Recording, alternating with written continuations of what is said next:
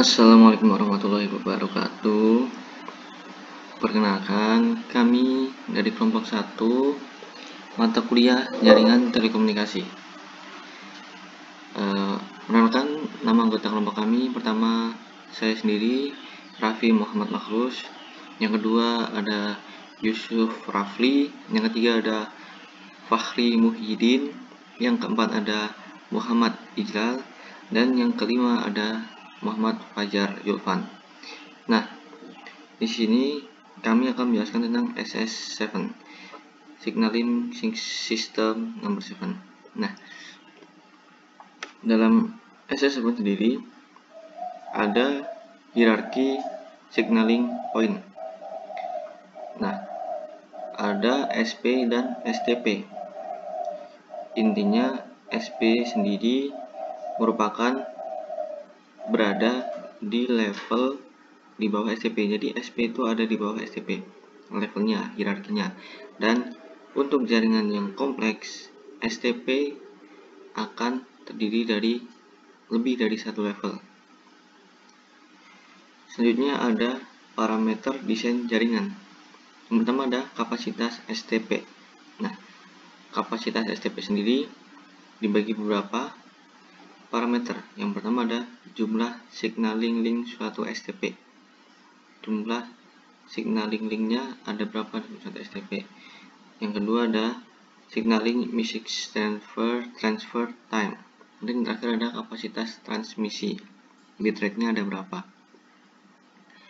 Terus yang kedua ada performance network. Jadi di sini dilihat ada berapa sih jumlah SP-nya dan delay signalingnya tuh berapa waktunya. Tentunya semakin cepat, semakin sedikit nilai delaynya semakin bagus. Tentunya ada ketersediaan dan kehandalan. Jadi ditinjau dari performance network, struktur tunggal lebih bagus karena terdiri cuma satu level dan mempunyai signaling delay yang lebih singkat. Akan tetapi dari segi ketersediaan dan kehandalan justru lebih jelek, dan yang lebih bagus adalah yang lebih dari satu level, karena jika cuma satu level akan terdapat adanya keterbatasan memilih jalur alternatif. Selanjutnya ada struktur level tunggal. Nah, di sini level tunggal, jadi STP-nya cuma ada satu tingkat dan setiap STP dihubungkan secara full mesh. Nah, dan setiap SP memiliki 2 derajat minimal terhubung ke 2 STP. Ini ada 2, ini juga 2, ini 2, 2 dan 2. Satunya ada struktur 2 level. Nah, di sini kita bisa langsung melihat bahwa STP-nya terdapat 2 level. Ada yang ini level tinggi, ini level rendah yang biru. Nah, untuk level tinggi sendiri STP-nya dihubungkan secara full mesh. Dan untuk yang level rendah mereka akan dihubungkan ke STP yang lain minimal 1 dan akan dihubungkan ke STP yang levelnya lebih tinggi sekurang-kurangnya 2. Jadi minimal mereka akan terhubung ke STP yang satu level 1 dan STP yang beda level 2 seperti ini. Dan untuk SP sendiri dihubungkan sekurang-kurangnya 2 STP yang level rendah. Jadi SP sendiri mereka tidak terhubung langsung ke STP yang level tinggi. Untuk SP-nya sendiri mereka memiliki derajat yang sama, ada 2. Dan untuk STP yang level rendah mereka tidak terhubung secara full mesh antar STP yang level rendah. Hanya STP yang level tinggi yang dihubungkan secara full mesh. Nah, selanjutnya kita ada namanya signaling system AT&T. Kita akan tahu dulu, ini adalah contoh bentuknya dan ini adalah penjelasannya. Link A, link B, link C, D sampai F. Kita lihat dulu dari sebelah sini atas. ini adalah switching office seperti yang kita tahu.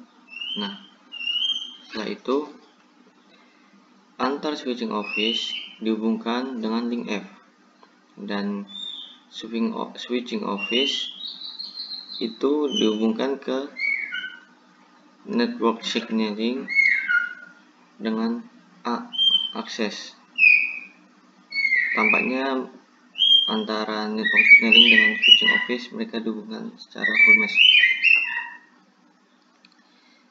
Dan selanjutnya antara ini ada D, itu hubungan antara STP dengan STP yang levelnya berbeda. Jadi STP lebih rendah ke lebih tinggi gitu, atau sebaliknya lebih tinggi ke lebih rendah dengan D ini. Jadi mereka menggambarkan levelnya ketinggian beda level, dan STP ini yang beda level ini terhubung secara full mesh juga. Terus di sini ada STP yang level rendah dengan STP level rendah, mereka dihubungkan melalui B itu bridge, artinya jembatan. Nah, itu menghubung antara STP pada wilayah yang berbeda, akan tetapi mereka selevel. Dan ada yang unik di sini, ada C. Jadi C ini berfungsi untuk menghubungkan ketika nanti proses STP misal wilayah ini ke sini gagal. Nah, mereka ada C cross namanya. Terus setelah itu ada A lagi. A itu menghubungkan antara switching office dengan signaling. Jadi A itu akses. Dan ini ada E.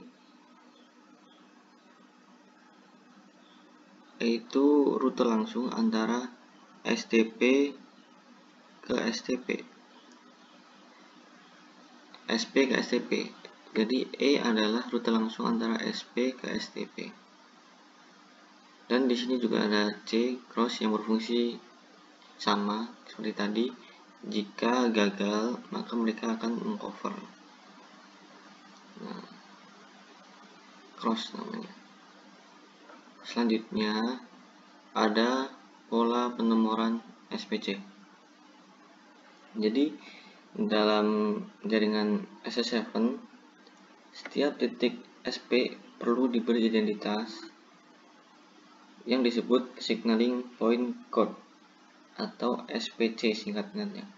Dan dalam signaling SS7 sendiri ada identitas sentral asal pengirim disebut originating point code atau OPC, dan ada identitas sentral tujuan disebut destination point code atau DPC. Informasi ini dalam frame signaling message ditempatkan pada file SIF atau signaling information field. Jadi intinya di sini ada SP, itu setiap SP ada SPC signaling point code-nya, dan setiap pengiriman tuh pasti ada OPC sama DPC. OPC itu pengirim atau asal, dan DPC itu tujuan, dan mereka ini disimpan di signaling information field. Ini ada kriteria penomoran. Yang jelas fungsinya supaya mudah dalam pemakaian. Untuk tujuan ini penomoran menggunakan kode yang sudah dikenal secara luas atau umum. Jadi bukan menggunakan kode biner yang 01, 00, 11 itu khalayak umum akan susah untuk menerima. Selanjutnya ada sistematis, dalam arti berhubungan dengan kode area dan office kode. Ini akan lebih memudahkan sentral untuk mengaturnya, karena sistem yang sistematis itu akan lebih baik. Yang terakhir ada fleksibel, artinya mudah menyesuaikan dalam perluasan di masa yang akan datang tanpa mengubah pola atau kerangka penomoran secara fundamental. Jadi penomoran dalam SS7 ini dibuat fleksibel supaya ketika dalam masa depan akan ada pengembangan, kita bisa mengikuti zaman, akan tapi tidak perlu mengubah fundamentalnya secara fundamental. Selanjutnya ada standar ITU. Nah, ini ada panjang signaling point code SPC tadi ya. Jadi setiap SP itu nanti ada SPC-nya. Itu panjangnya 14 bit dalam desimal 00000-16384. Ya intinya 5 digit. Yang kedua ada network indicator NI 2 bit. Jadi ini yang pertama ada SPC itu 14 bit dan kedua ada network indicator itu 2 bit. Nah, untuk network indicator sendiri yaitu informasi dalam message SS7 dalam field SSF yang menunjukkan ruang lingkup jaringan dialokasikan sebagai berikut: 00,0 sentral internasional, 01,1 cadangan untuk internasional, 10,2 sentral nasional, dan 11 cadangan untuk nasional. Selanjutnya ada konsep layering lapisan SS7. Jadi dalam SS7 ini ada layering, jadi tidak hanya satu layer saja. Jadi yang pertama ada jaringan CCS7 dirancang untuk mampu mengontrol transfer informasi suara, data maupun gambar. Aplikasi yang dapat didukung CCS7 antara lain PTS-TN, ISDN, IN, dan PCN. Selanjutnya ada arsitektur SS7. Di sini mereka sudah dijelaskan ya bahwa ada levelnya, hierarki. Di bawah ada data link, kedua ada link, selanjutnya atas ada network, dan 4 paling beragam. Di level 4 ada TCP, DUP, ISUP, sama TUP.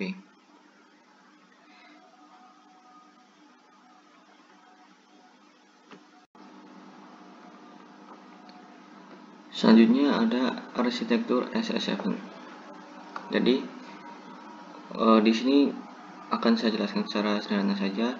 Di sini ada MTP untuk 1, 2, 3. Nah, ini yang pertama ada Mendev karakter. Nah, ini fisik atau mekanik elektrik biasanya. Nah, yang ada atasnya melak fungsi, yaitu frame alignment, error date, encore, link status, encore. Jadi melak fungsi sama Mendev karakter ini fungsinya menjamin kehandalan transfer info. Yang atas dia ada melak fungsi, itu untuk melakukan fungsi routing. Routing itu untuk menghubungkan antar jaringan satu dengan jaringan yang lain. Nah, yang bawah ini MTP ini mereka tidak ada data error. Jadi ini seperti keunggulannya. Tidak ada data duplikasi, tidak ada data error, tidak ada data hilang sampai pada tujuan yang benar dan dengan urutan yang benar. Jadi MTP ini bertanggung jawab dalam transfer informasi signaling SP ke SP. Nanti switch office ke switch office-nya mereka menjamin hal tersebut yang sudah saya sebutkan tadi. Nah, di atas ada UP. Ini fungsinya untuk memproses pesan sinyal. Dan di sini kita bisa lihat ada TCP, ini berfungsi untuk transaction capabilitas. Ada juga DUP, ini ada data user part. Ada ISUP, itu ISDN user part, dan TUP telepon user part. Dan di sini juga ada AP application part, dan di sini ada SCCP, ini signaling connection control part. Nah, kita lanjut ke slide 14. Nah, ini ada OSI layer, ini ada SS7 layer, SS7 level. Ini MTP tadi ya yang sudah. Jadi mereka yang bertanggung jawab tadi tentang ya mereka menjamin bahwa data aman, data sampai tujuan sesuai urutan dan tidak ada proses duplikasi. Nah, di sini ada 7 dari atas, dari bawah ya kita. Dari physical ini oscillatornya tugasnya mengatur penyaluran data melalui media transmisi.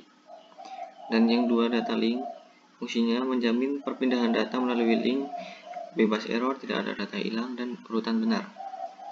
Menjamin. Dan yang ketiga ada network, itu membentuk hubungan ke jaringan. Ya, atasnya lagi ada transport, menyediakan service transport. Yang ini kelima, session, menyediakan kendali dialog. Dan yang keempat, presentation, mengatur penyajian data berhubungan dengan sintaks. Jadi yang terakhir ada application, mengatur komunikasi spesifik antar user. Udah dari saya cukup sekian saja. Nanti akan dilanjutkan oleh teman saya. Signaling Data Link Function. Basic berupa kanal data dua arah bidireksional yang beroperasi secara full duplex. Duplex adalah komunikasi dua arah. Realisasinya misal berupa digital switch block, multiplexer, digital, dan sebagainya. Lalu elektrik, kecepatan data 64 kbps untuk kedua arah sama. Dapat menggunakan time slot manapun pada sistem PCM 30. Kecuali time slot 0 untuk sinkronisasi. Lalu selanjutnya adalah fungsional, sebagai interface untuk menyalurkan data melalui physical connection. Atau dalam bahasa Indonesia yaitu link transmisi antara dua signaling point. Catatan, pada lingkungan transmisi analog dimungkinkan, misal aplikasi modem dengan kecepatan lebih dari 4,8 kbps.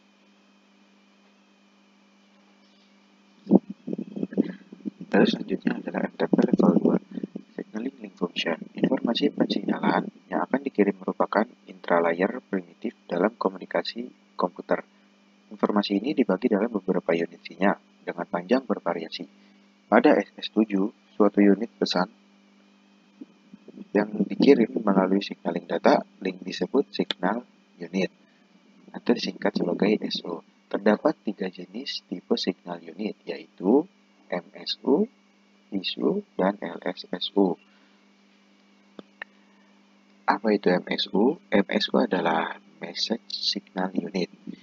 Message Signal Unit merupakan signal unit yang membawa pesan atau informasi pensignalan dari user part level 4. Pesan tersebut ditempatkan pada field shift. Lalu yang kedua adalah VISU. VISU singkatan dari Fill-in Signal Unit. Fill-in Signal Unit merupakan signal unit yang dikirim apabila tidak ada Message Signal Unit dari level 4 atau LSSU dari level 3 yang dikirim, sehingga VISU ini disebut juga filler atau pengisi kekosongan, berfungsi menjaga hubungan antara dua SP untuk mengawasi terus-menerus kondisi link.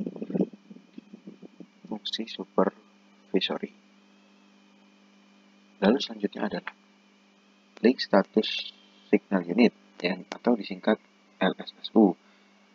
Link Status Signal Unit merupakan signal unit yang digunakan untuk mengindikasikan status link ke remote and signaling link, baik indikasi normal, out of alignment, out of service, dan lain-lainnya.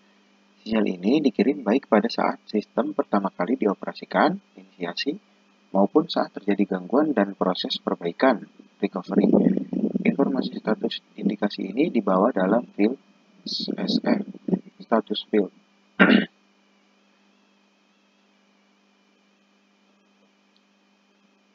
Berikut adalah contoh dari physical setup example. Contoh dari telepon A yang dihubungkan ke telepon B.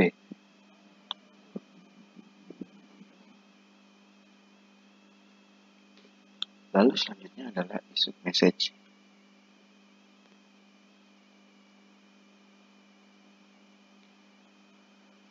Yang pertama ada initial address message, yaitu pesan alamat awal, berisi semua informasi yang diperlukan untuk sakelar untuk membuat koneksi. Lalu yang kedua, address complete message, atau disingkat ACM.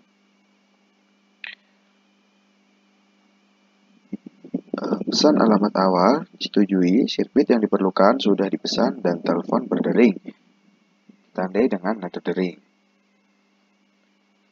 Lalu yang ketiga ada answer message, yang disingkat ANM.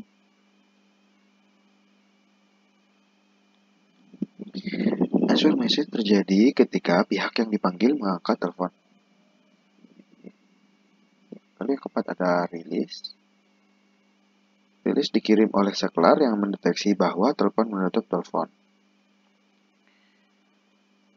Dan yang kelima ada release complete, yaitu setiap pertukaran yang menerima release mengirim kembali pesan RLC. Ini mengakui penerimaan release. Berikut merupakan contoh signaling CCS 7.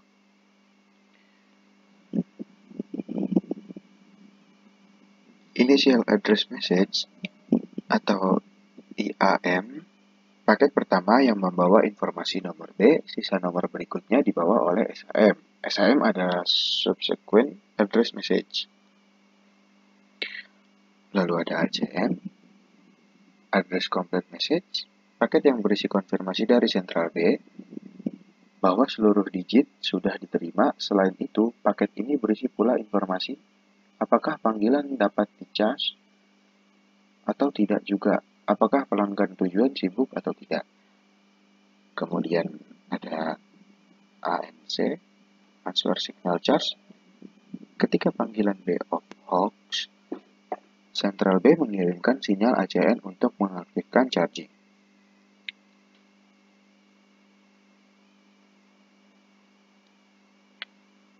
Lalu selanjutnya adalah implementation of SS7 in GSM, implementasi SS7 di GSM.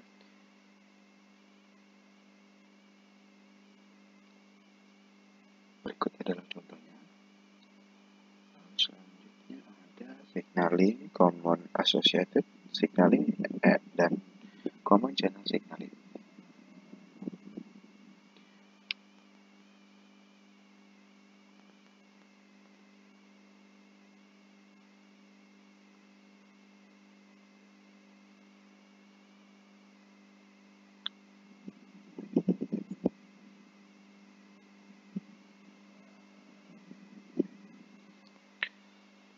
Lalu selanjutnya adalah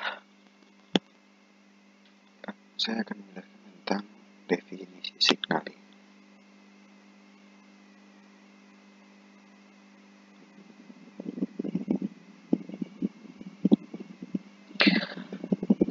Signaling atau pensinyalan didefinisikan sebagai pertukaran informasi antar elemen dalam jaringan yang direalisasikan dalam bentuk kode-kode standar yang telah disepakati, bertujuan untuk melakukan pembentukan hubungan, pengawasan saluran, dan pembubaran hubungan. Dan di bawah ini adalah contoh pembangunan hubungan. Kal 1, pembangunan hubungan dari telepon A, dan ini prosesnya untuk menghubungkan ke telepon B. Lalu contoh yang kedua adalah pengawasan hubungan. Dan yang ketiga adalah contoh dari pembubaran hubungan atau clear down.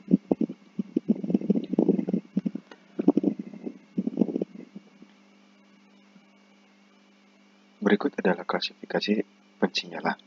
Berdasarkan kanal CASR2, CCSR7, kanal voice signaling. Lalu berdasarkan fungsi, ada line signaling dan register signaling. Register signaling adalah tiket pulse dan MFC. Berdasarkan metode penyaluran, end-to-end, link by link, end block, dan overlap. Lalu berdasarkan arah ada forward, backward, dan berdasarkan karakter arus DC, arus AC, analog, digital, berdasarkan ruas jarak, subscription signaling, inter-exchange signaling, berdasarkan lingkup geografis, regional, dan internasional. Dalam regional, serinya R1, R2, dan internasional seri C1, C2, sampai dengan C7.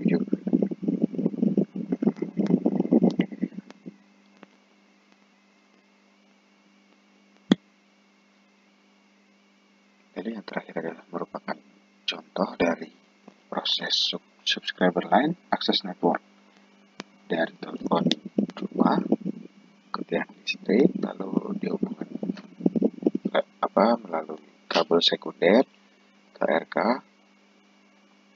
lalu dari RK ke MDF dihubungkan dengan kabel primer, dan dari MDF dihubungkan ke sentral. Mungkin cukup sekian dari saya. Selanjutnya akan dilanjutkan oleh rekan saya, yaitu Muhammad Rizal Fajari.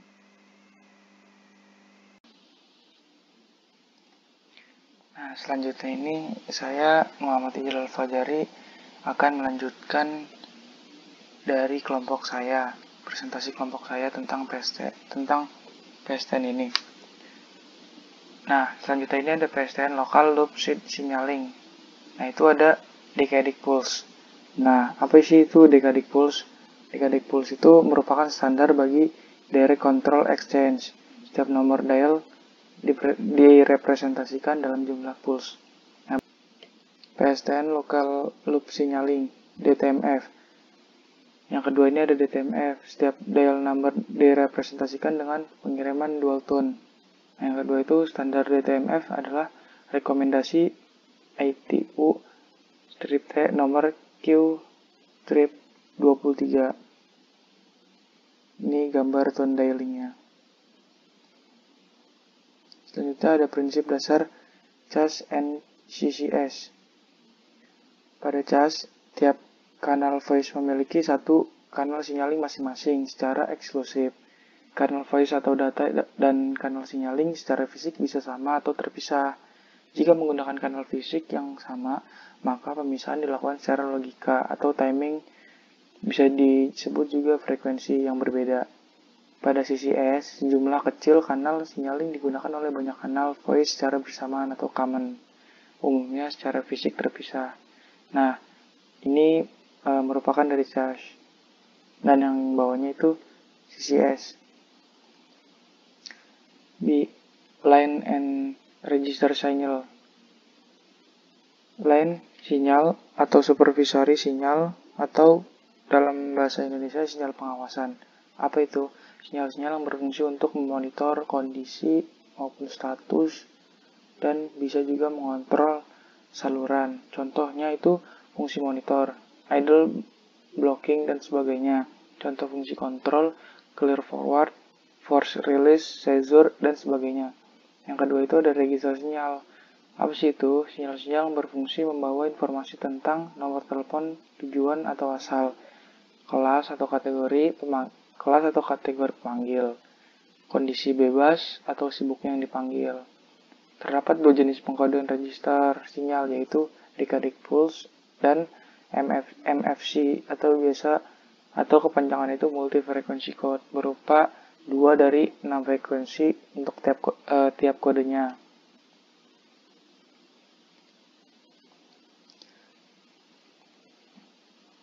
Masuk ke sejarah SS7. Nah, yang pertama itu sisi ITT mengembangkan standar pensinyalan digital yang disebut dengan sistem pensinyalan 6. Yang kedua ini SS6 didasarkan pada paket switch, jaringan data berpemilik. Biasanya menggunakan tautan data 2,4 KB per second untuk mengirimkan paket data ke data saklar jauh untuk meminta layanan servis. Yang ketiga itu SS7, SS7 mulai digunakan pada tahun 1983. Awalnya itu digunakan untuk jaringan antar kantor, tetapi sekarang digunakan di kantor pusat lokal.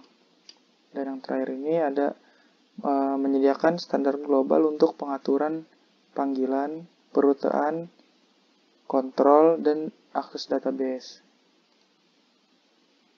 Terminologi dalam jaringan SS7. Jaringan SS7 dibentuk oleh elemen-elemen berupa titik-titik pensinyalan atau node, disebut signaling point atau SP, dan jalur transmisi signaling link. Nah, kita masuk ke pembahasan signaling point atau SP. Apa sih signaling point itu? Signaling point adalah setiap titik dalam jaringan yang mempunyai kemampuan untuk mengontrol atau memproses signaling message.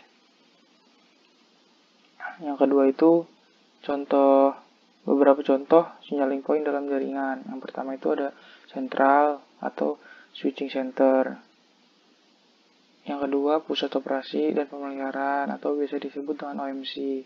Yang ketiga, service control point atau disingkat SCP. Dan yang terakhir, signaling transfer point atau biasa disebut STP. Signaling endpoint atau biasa disebut dengan SIEP merupakan signaling point yang hanya mampu memproses signaling message yang secara langsung ditujukan kepada penerima, tetapi tidak mempunyai kemampuan untuk mentransfer pesan dari SS7 yang ditujukan ke signaling point yang lain. Signaling transfer point atau STP merupakan signaling point yang mempunyai kemampuan untuk mentransfer pesan sinyal ke sinyal point yang lain. Signaling transfer endpoint atau STP merupakan signaling point yang dapat melakukan fungsi STP yang sebelum tadi dan SCP. Jadi itu fungsi signaling transfer endpoint itu kombinasi dari STP dan SCP.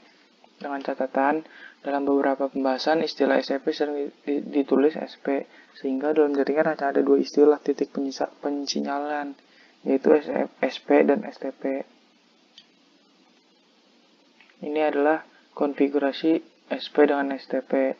Nah, ini ada link setnya. Dari SP ke STP. Ada link set, link group. Nah, yang bawah ini juga merupakan link grupnya. Nah, garis ini merupakan signaling linknya. Istilah link. Signaling yang pertama itu signaling link adalah media transmisi untuk membawa sinyal message antara dua signaling point. Nah, yang kedua itu link set adalah jumlah signaling link yang menghubungkan dua buah signaling point secara langsung.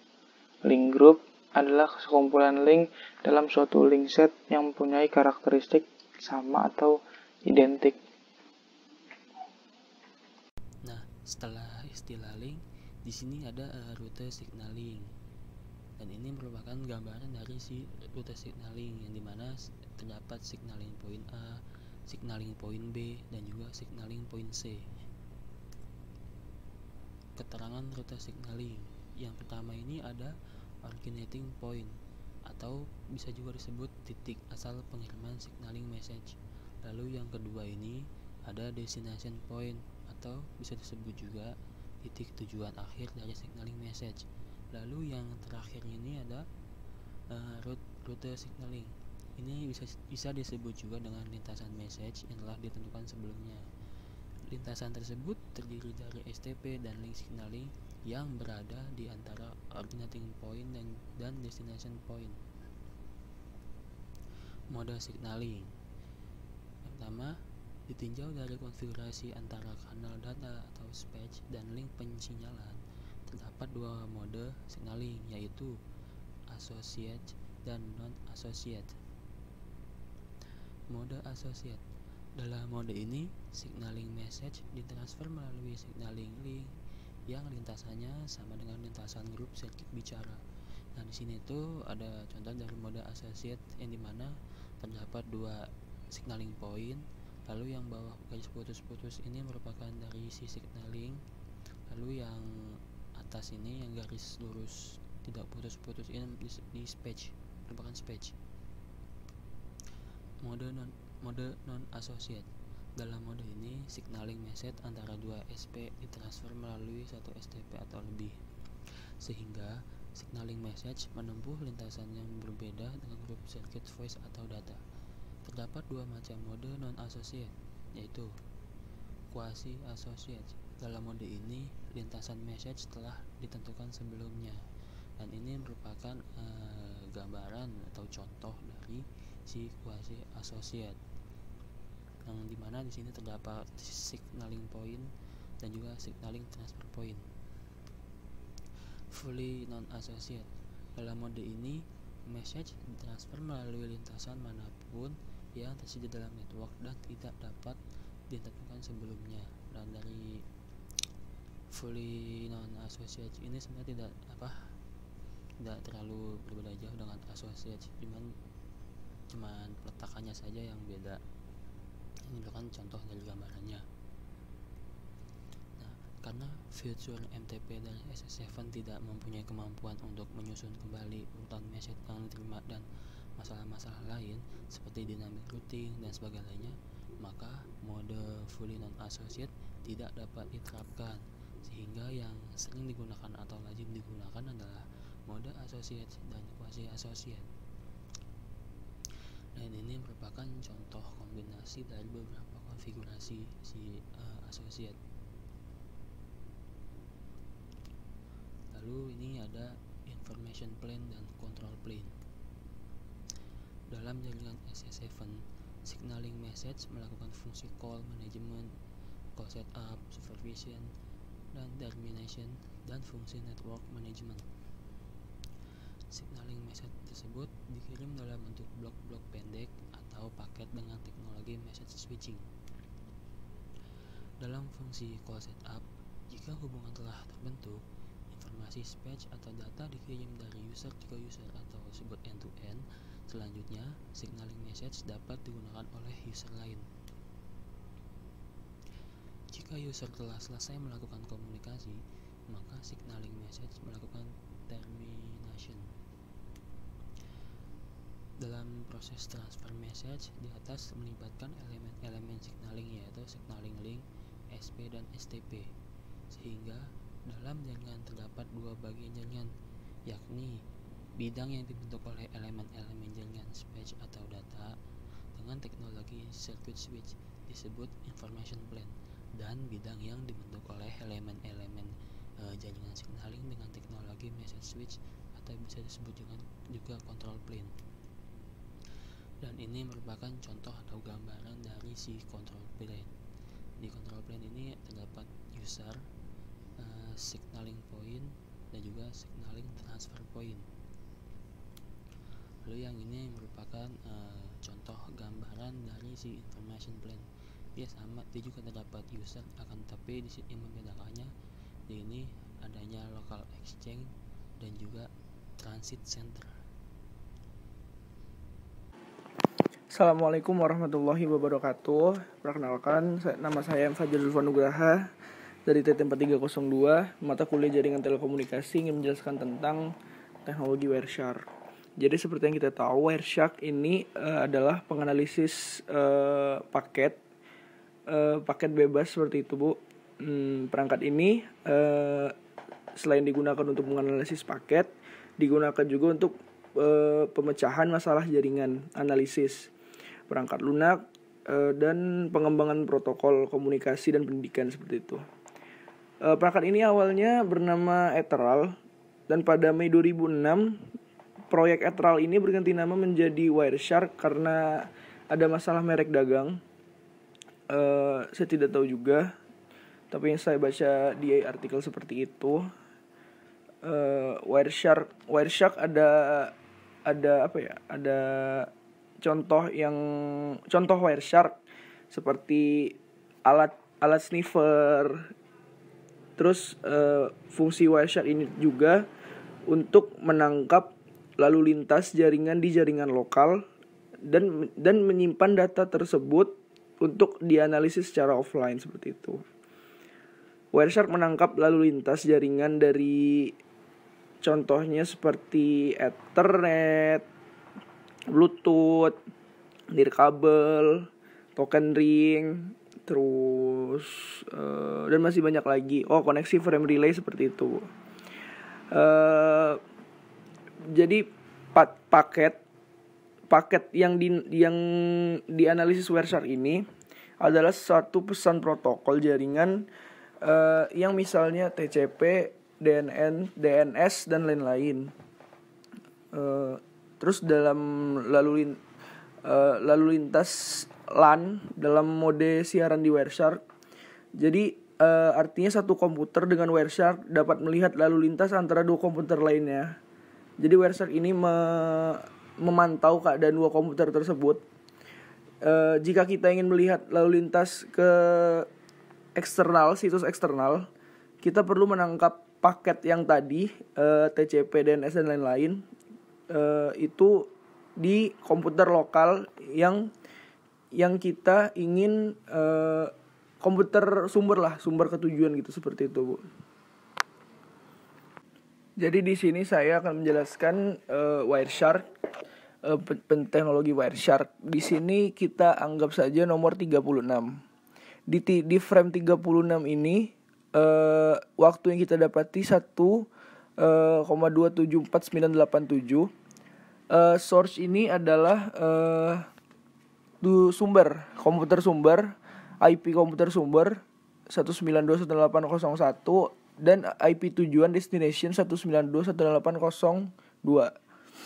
Untuk protokol kita di sini memakai TCP protokol ininya. Terus ini ada info dari HTTP 3197 ini adalah destination port, bisa lihat di bawah. FIN, acknowledgement dan sequential 20 seperti itu. Pokoknya kita mengambil sampel nomor 36 ini. Terus di frame 36 ini saya akan menjelaskan bawahnya 60 bytes on wire, artinya 01 ke 02 itu adalah 60 bytes yang diambil oleh Wireshark dan 60 bytes captured gitu. Ethernet 2 source, SRC ini adalah source.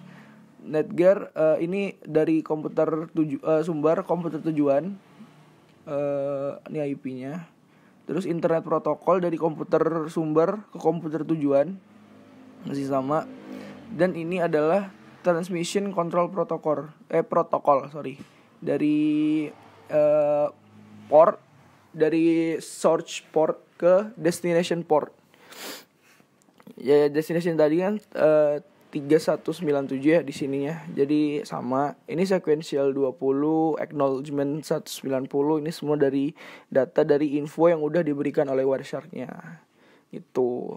Terus source portnya di sini 80. Kenapa 80? Karena di sini ada perpindahan dari source ke destination-nya sebesar 80 dari Wireshark-nya. Terus destination port sama 3197, sequential number-nya 20 bisa dilihat di sini. Dan acknowledgement number 190 relatif. Jadi 20 dan 190 ini relatif tergantung alamat IP yang mau kita analisis menggunakan Wireshark. Jadi kalau yang misalnya ada yang hijau-hijau ini atau yang merah, arti hijau ini IP standar. Maksud dalam artian standar normal. Kalau yang merah ini ada sesuatu yang mengganjal lah di ketidaksatuan antara komputer sumber dan komputer tujuan. Seperti itu, Bu. Mungkin segitu saja dari saya mengenai Wireshark. Mungkin akan dijelaskan lagi oleh teman-teman saya dengan teknologi lain. Saya akhiri, Bu. Wabillahi taufiq wal hidayah. Wassalamualaikum warahmatullahi wabarakatuh. Makasih, Bu.